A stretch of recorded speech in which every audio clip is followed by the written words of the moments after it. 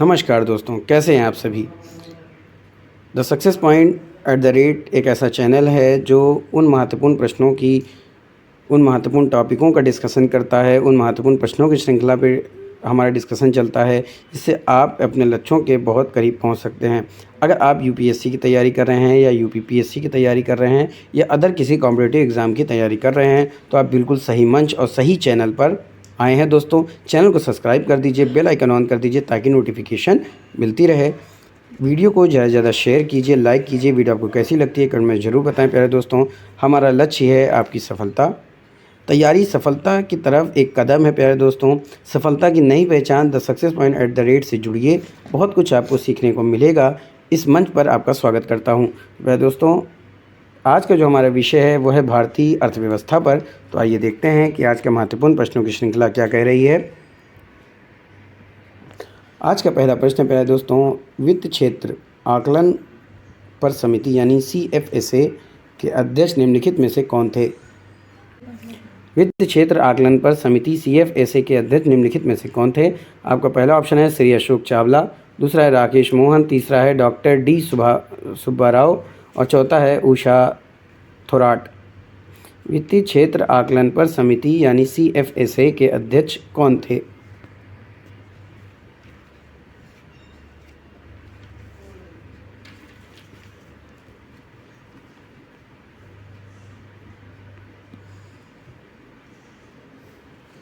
तो मेरे दोस्तों, वित्त क्षेत्र आकलन समिति के अध्यक्ष जो थे वो कौन थे, वो थे राकेश मोहन। तो ऑप्शन आपका बी राइट हो जाएगा। तो B is the right answer for this question. अगले प्रश्न की तरफ चलते हैं। अगला प्रश्न क्या है प्यारे दोस्तों कि भारत में वित्त समावेशन की अवधारणा पहली बार किस 5 साल की योजना में शामिल की गई थी। यह इस तरह से भी प्रश्न पूछा जा सकता है, किस पंचवर्षीय योजना में भारत में वित्त समावेशन की अवधारणा यूज़ किया गया था या प्रयोग किया गया था, या भारत में वित्त समावेशन की अवधारणा किस पंचवर्षीय योजना में शामिल की गई थी। तो आपका ऑप्शन क्या है, 8वीं पंचवर्षीय योजना, 9वीं पंचवर्षीय योजना, 10वीं पंचवर्षीय योजना या फिर 11वीं पंचवर्षीय योजना। तो भारत में वित्त समावेशन की अवधारणा पहली बार किस 5 वर्षीय योजना में शामिल की गई थी।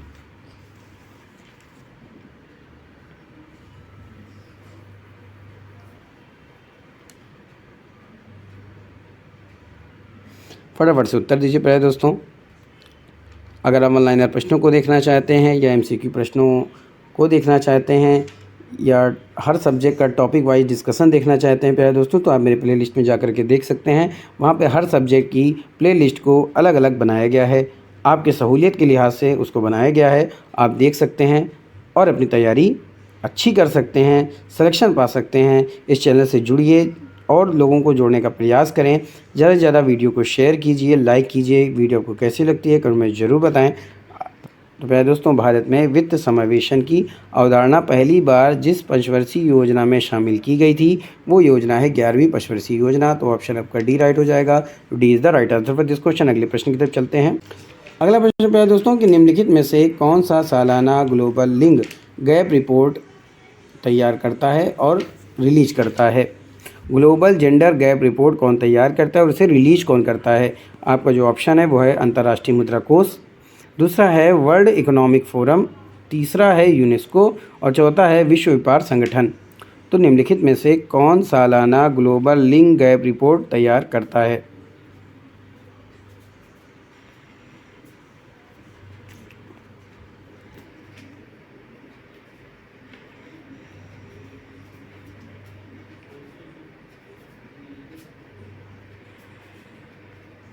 तो दोस्तों, ग्लोबल जेंडर गैप रिपोर्ट जो तैयार करता है और रिलीज करता है वो है वर्ल्ड इकोनॉमिक फोरम। तो ऑप्शन आपका बी राइट हो जाएगा। तो B is the right answer for this question. अगले प्रश्न की तरफ चलते हैं। अगला जो प्रश्न पाया दोस्तों वह है राज्य सरकारी, बात समझ आई, राज्य सहकारी या राज्य सरकारी कह लें, राज्य सहकारी कृषि और ग्रामीण विकास बैंक यानी SCRADB का मुख्य कार्य क्या होता है। पहला है गोदाम के लिए वित्त सहायता, दूसरा है कृषि ऋण पुनर्वित्त और तीसरा है भूमि विकास, चौथा इनमें से कोई नहीं। तो राज्य सहकारी कृषि और ग्रामीण विकास बैंक का मुख्य कार्य क्या है।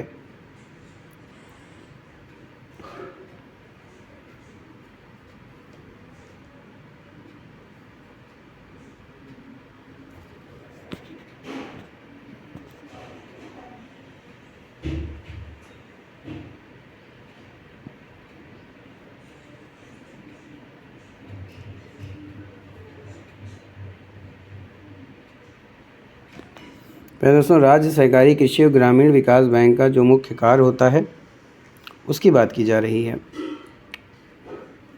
बस समझ में आई दोस्तों? तो वो हो जाएगा भूमि विकास। तो ऑप्शन आपका सी राइट हो जाएगा। C is the right answer for this question. अगले प्रश्न की तरफ चलें। अगला प्रश्न है, स्वतंत्रता के बाद प्रथम पंचवर्षीय योजना किस वर्ष में लागू किया गया था? प्रथम पंचवर्षीय योजना 1948, 1951, 1950, 1981। स्वतंत्रता के बाद प्रथम पंचवर्षीय योजना किस वर्ष में लागू की गई थी? तो ये लागू की गई थी 1951 में। तो ऑप्शन बी राइट हो जाएगा। तो B is the right answer for this question. अगले प्रश्न की तरफ चलते हैं। अगला प्रश्न है दोस्तों, मुद्रास्फीति नियंत्रण के लिए कौन सा कदम रिजर्व बैंक के द्वारा उठाया जा सकता है लेकिन सरकार द्वारा नहीं उठाया जा सकता? बात समझ में आया दोस्तों? मुद्रास्फीति नियंत्रण के लिए कौन सा कदम रिजर्व बैंक के द्वारा उठाया जा सकता है लेकिन सरकार द्वारा नहीं उठाया जा सकता? पहला ऑप्शन है एक प्रगतिशील कर प्रणाली का पुनर्स्थापना, दूसरा है सार्वजनिक व्यय पर नियंत्रण, तीसरा है क्रेडिट राशनिंग, चौथा है सार्वजनिक क्षेत्र के मुनाफे में सुधार।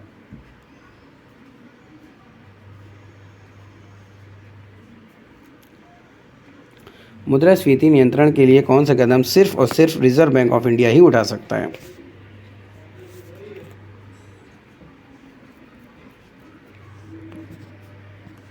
तो प्यारे दोस्तों, मुद्रास्फीति नियंत्रण के लिए जो कदम भारतीय रिजर्व बैंक उठा सकता है वो कदम क्या है? Credit rationing. तो ऑप्शन आपका सी राइट हो जाएगा। C is the right answer for this question. अगले प्रश्न की तरफ चलते हैं। अगला प्रश्न है, NAV यानी नेट एसेट वैल्यू का माप क्या है? पहला है कुल संपत्ति का मूल, दूसरा है एक समय में एक विशेष शेयर का मूल, तीसरा है संपत्ति का मूल ऋण के मूल से कम है, चौथा है अन्य शेयरों के संबंध में शेयर का मूल्य। बात समझ में आई? पहला ऑप्शन क्या है? कुल संपत्ति का मूल, दूसरा है एक समय में एक विशेष शेयर का मूल, तीसरा है संपत्ति का मूल्य ऋण के मूल्य से कम है, चौथा है अन्य शेयरों के संबंध में एक शेयर का मूल्य।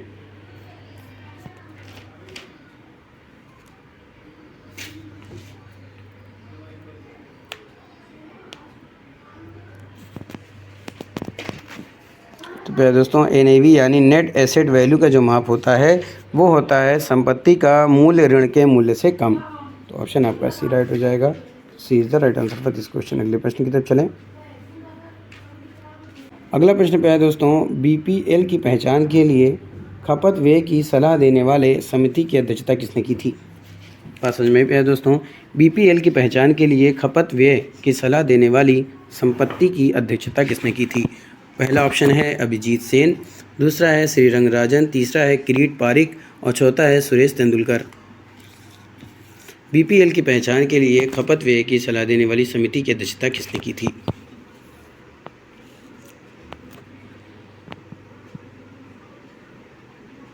तो मैं दोस्तों, BPL की पहचान के लिए खपत व्यय की सलाह देने वाली समिति की अध्यक्षता अभिजीत सेन ने की थी। किसने की थी? अभिजीत सेन ने। तो ऑप्शन आपका ए राइट हो जाएगा। तो A is the right answer for this question. अगले प्रश्न की तरफ चलते हैं। अगला प्रश्न क्या है दोस्तों कि सिंगापुर में कारोबार करने वाली पहली भारतीय बैंक कौन सी है? पहला है भारतीय स्टेट बैंक, दूसरा बैंक ऑफ इंडिया, तीसरा है इंडियन ओवरसीज बैंक और तीसरा है पंजाब नेशनल बैंक। तो सिंगापुर में कारोबार करने वाली पहली भारतीय बैंक कौन सी है?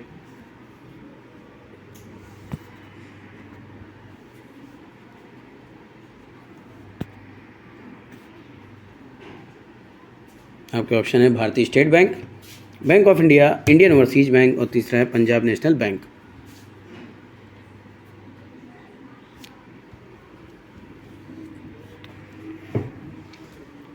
दोस्तों, सिंगापुर में कारोबार करने वाली पहली भारतीय बैंक कौन सी है? तो इंडियन ओवरसीज बैंक है। तो ऑप्शन आपका सी राइट हो जाएगा। तो C is the right answer for this question. अगले प्रश्न की तरफ चलें। अगला जो प्रश्न है वो है भारतीय रिजर्व बैंक के द्वारा मुद्रित अब तक का सबसे अधिक मूल्य का नोट था 2000, 500, 1000 या फिर 10,000।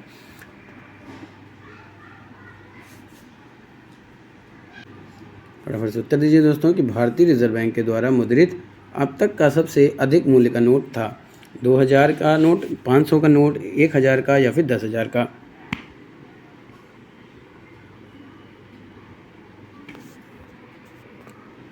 है दोस्तों, 10,000 की नोट जो है वो भारतीय रिजर्व बैंक के द्वारा मुद्रित अब तक का सबसे अधिक मूल्य का नोट था। तो ऑप्शन आपका डी राइट हो जाएगा।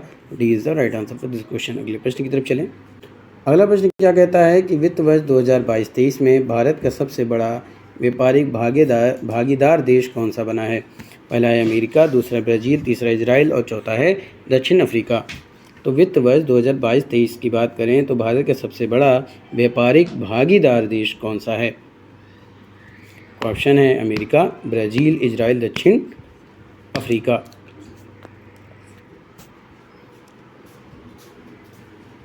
जी हाँ दोस्तों, 22-23 की बात करें तो भारत का सबसे बड़ा व्यापारिक भागीदार देश कौन सा है? वो है अमेरिका। तो ऑप्शन आपका ए राइट हो जाएगा। A is the right answer for this question. अगले प्रश्न की तरफ चलते हैं। अगला जो प्रश्न है वो भारत सर्वाधिक मात्रा में चाय का आयात किस देश से करता है? बात समझ में आई दोस्तों, भारत सर्वाधिक मात्रा में चाय का आयात किस देश से करता है? ऑप्शन है नेपाल, भूटान, बांग्लादेश, पाकिस्तान। भारत सर्वाधिक मात्रा में चाय का आयात किस देश से करता है? नेपाल, भूटान, बांग्लादेश, पाकिस्तान। दोस्तों ज़्यादा से ज़्यादा वीडियो को शेयर कीजिए, लाइक कीजिए। वीडियो आपको कैसी लगती है कमेंट में ज़रूर बताएं।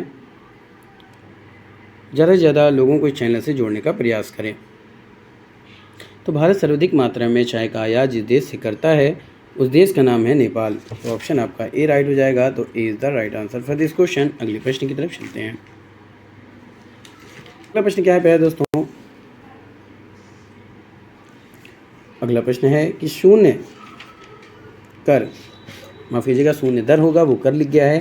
शून्य दर सरकार के लिए शून्य राजस्व का उत्पादन करेगी और 100% कर जो होगा वो दर भी सरकार के लिए शून्य राजस्व उत्पन्न करेगी। निम्नलिखित में कौन सा वक्र इस सिद्धांत को परिभाषित करता है? प्रश्न एक बार फिर से, शून्य कर जो है वो दर सरकार के लिए शून्य राजस्व का उत्पादन करेगी और 100% जो कर है वो दर भी सरकार के लिए शून्य राजस्व उत्पन्न करेगी। निम्नलिखित में से कौन सा वक्र है जो इस सिद्धांत को परिभाषित करता है? पहला ऑप्शन क्या है? लाफेर वक्र, दूसरा है लॉरेंज वक्र, तीसरा है एंगल वक्र और चौथा है इनमें से कोई नहीं।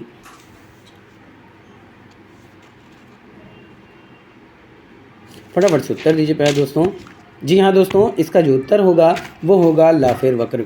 तो ऑप्शन आपका ए राइट हो जाएगा। तो A is the right answer for this question. अगले प्रश्न की तरफ चलें।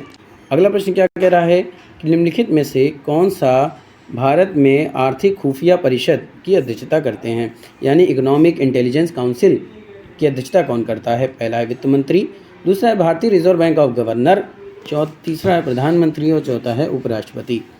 निम्नलिखित में से कौन है जो भारत में आर्थिक खुफिया परिषद की अध्यक्षता करते हैं?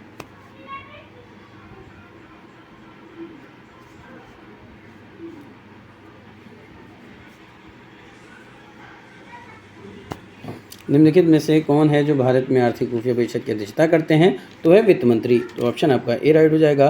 तो A is the right answer for this question. अगले प्रश्न की तरफ चलते हैं। ये रहा प्यारे दोस्तों अगला प्रश्न।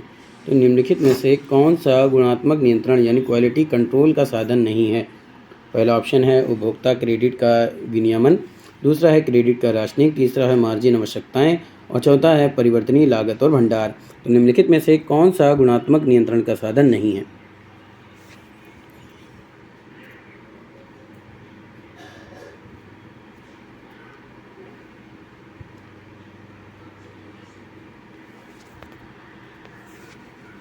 फटाफट से उत्तर दीजिए दोस्तों। अगर अभी तक आपने चैनल को सब्सक्राइब नहीं किया तो सब्सक्राइब कर दीजिए, बेल आइकन ऑन कर दीजिए ताकि नोटिफिकेशन मिलती रहे। बहुत ही इम्पोर्टेंट मंच है दोस्तों। अगर आप यूपीएससी की तैयारी करते हैं या यूपीपीएससी की तैयारी करते हैं या अदर किसी कॉम्पिटिटिव एग्ज़ाम की तैयारी करते हैं तो आपके लिए ये मंच काफ़ी लाभदायक होगा।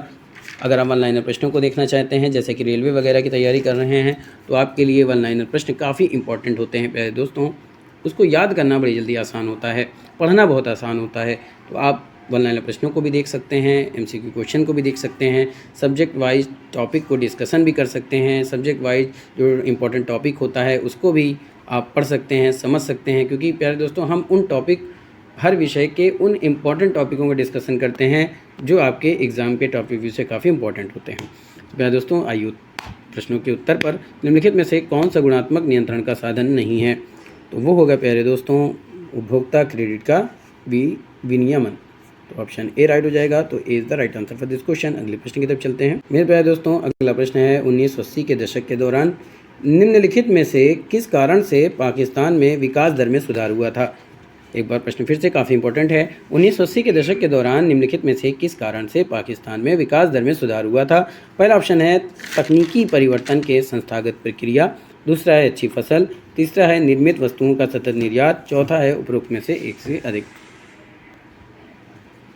1980 के दशक के दौरान निम्नलिखित में से किस कारण से पाकिस्तान की जो विकास दर है उसमें सुधार हुआ था?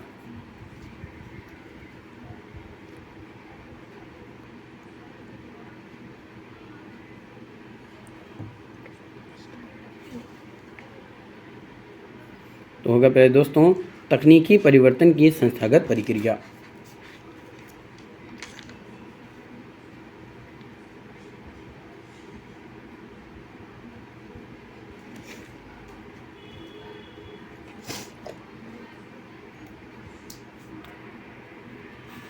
या फिर अच्छी फसल, निर्मित वस्तुओं का सतत निर्यात, उपरोक्त में से एक से अधिक, इनमें से कोई नहीं। तो 1900 दशक के दौरान निम्नलिखित में से जिस कारण से पाकिस्तान के विकास दर में सुधार हुआ था, पहले दोस्तों उसकी बात की जाए तो वो होगा अच्छी फसल। तो ऑप्शन आपका बी राइट हो जाएगा।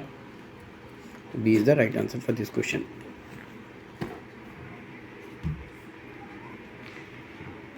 अगले प्रश्न की तरफ चलते हैं। अगला जो प्रश्न है,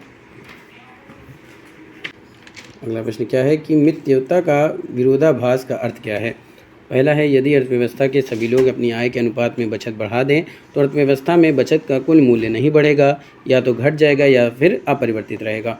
दूसरा क्या कहता है कि यदि अर्थव्यवस्था के सभी लोग अपनी आय के व्यय के अनुपात में वृद्धि करें तो अर्थव्यवस्था में बचत का कुल मूल्य नहीं बढ़ेगा, या तो घटेगा या फिर अपरिवर्तित रहेगा।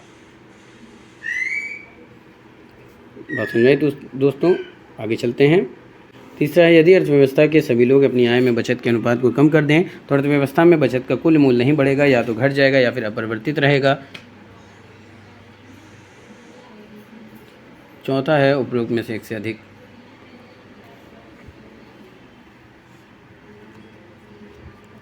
पहले दोस्तों इसका जो उत्तर होगा उसको देखते हैं। पहले दोस्तों मितव्ययिता का विरोधाभास का अर्थ है यदि अर्थव्यवस्था के सभी लोग अपनी आय के अनुपात में बचत बढ़ा दें तो अर्थव्यवस्था के बचत का कुल मूल्य नहीं बढ़ेगा, या तो घट जाएगा या फिर अपरिवर्तित रहेगा। यही ऑप्शन राइट हो जाएगा। तो A is the right answer for this question. अगले प्रश्न की तरफ चलें। जी प्यारे दोस्तों, अगला प्रश्न है भारतीय बीमा विनियामक और विकास प्राधिकरण का मुख्यालय किस शहर में स्थित है? IRDAI का मुख्यालय किस शहर में स्थित है? पहला है शिमला, दूसरा कलकत्ता, तीसरा चंडीगढ़, चौथा है हैदराबाद। तो भारतीय बीमा विनियामक और विकास प्राधिकरण का मुख्यालय किस शहर में स्थित है?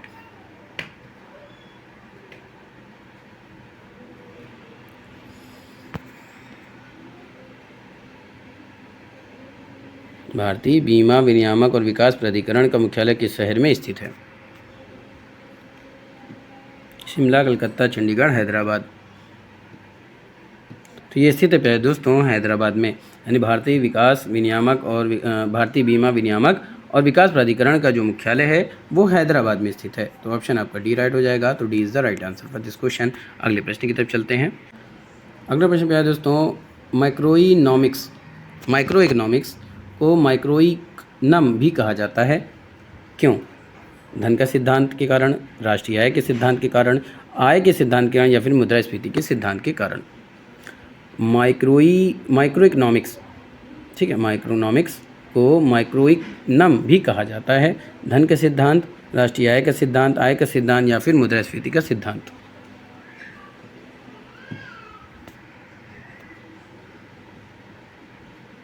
फटाफट से उत्तर दीजिए दोस्तों। तो माइक्रो इकोनॉमिक्स को माइक्रोइकनम भी कहा जाता है। तो इसका जो उत्तर होगा वो होगा आय का सिद्धांत। तो ऑप्शन आपका सी राइट हो जाएगा। तो C is the right answer for this question. अगले प्रश्न की तरफ चलें।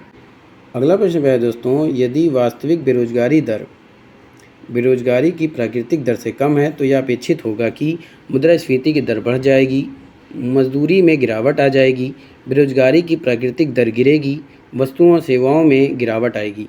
यदि वास्तविक बेरोजगारी की दर बेरोजगारी की प्राकृतिक दर से कम है तो यह अपेक्षित होगा कि मुद्रास्फीति की दर बढ़ जाएगी, मजदूरी में गिरावट आएगी, बेरोजगारी की प्राकृतिक दर जो है वो गिरेगी, वस्तुओं और सेवाओं की मांग में गिरावट आएगी।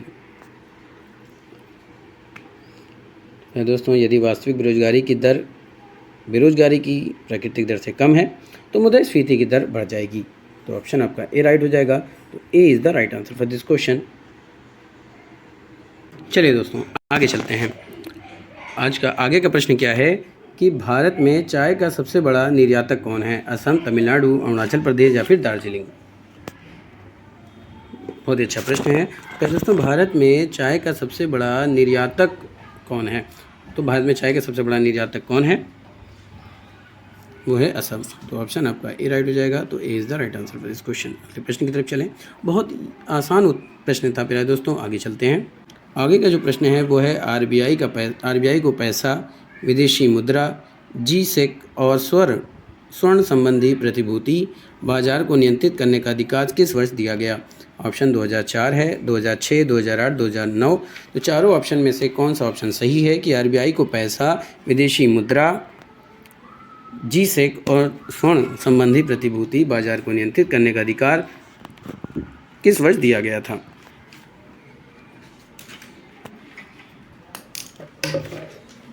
तो क्या है दोस्तों, आरबीआई को पैसा, विदेशी मुद्रा, जी-सेक और स्वर्ण संबंधी प्रतिभूति बाजार को नियंत्रित करने का अधिकार जिस वर्ष दिया गया था वो है 2006। तो ऑप्शन आपका बी राइट हो जाएगा। तो B is the right answer for this question. अगले प्रश्न की तरफ चलते हैं। मेरे प्यारे दोस्तों अगला प्रश्न है आरबीआई अधिनियम यानी कि आरबीआई एक्ट किस वर्ष बनाया गया था? ऑप्शन 1934, 1947, 1930, 1950। आरबीआई अधिनियम यानी आरबीआई एक्ट किस वर्ष बनाया गया था? तो ये बनाया गया था 1934 में। तो ऑप्शन ए राइट हो जाएगा। तो A is the right answer for this question. अगले प्रश्न की तरफ। अगला प्रश्न क्या है दोस्तों कि टिकाऊ और न्याय संगत कृषि और ग्रामीण विकास को बढ़ावा देने के लिए भारत के शीर्ष राष्ट्रीय बैंक नाबार्ड की स्थापना किस वर्ष की गई थी? 1976 में, 1945 में, 1955 में और 1982 में। यानी राष्ट्रीय बैंक नाबार्ड की स्थापना कब की गई थी? इस तरह से प्रश्न पूछा जा सकता है।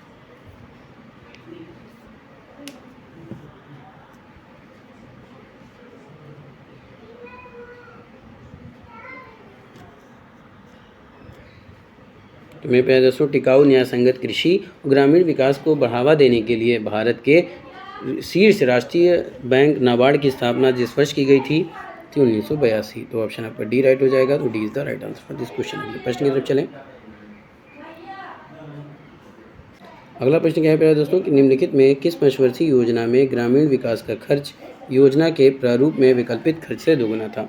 यानी कि निम्नलिखित में से ऐसी कौन सी पंचवर्षीय योजना थी जिसमें ग्रामीण विकास का जो खर्च था वो योजना के प्रारूप में कल्पित यानी जो योजना बनाने में जो निर्धारित किया गया था उससे दोगुना था? छठी पंचवर्षीय योजना, सातवीं पंचवर्षीय योजना, नवीं पंचवर्षीय योजना या फिर 10वीं पंचवर्षीय योजना? तो भाई दोस्तों जिस पंचवर्षीय योजना में ग्रामीण विकास का खर्च योजना के प्रारूप से ज़्यादा थी, दोगुनी थी, वो था 7वीं पंचवर्षीय योजना। तो B is the right answer for this question. तो दोस्तों ये था आज का शानदार महत्वपूर्ण प्रश्नों की श्रृंखला। उम्मीद करता हूँ कि आप सबको पसंद आया होगा। फिर मिलेंगे इसी जुनून के साथ। तब तक के लिए जय Hind, wish you all the best.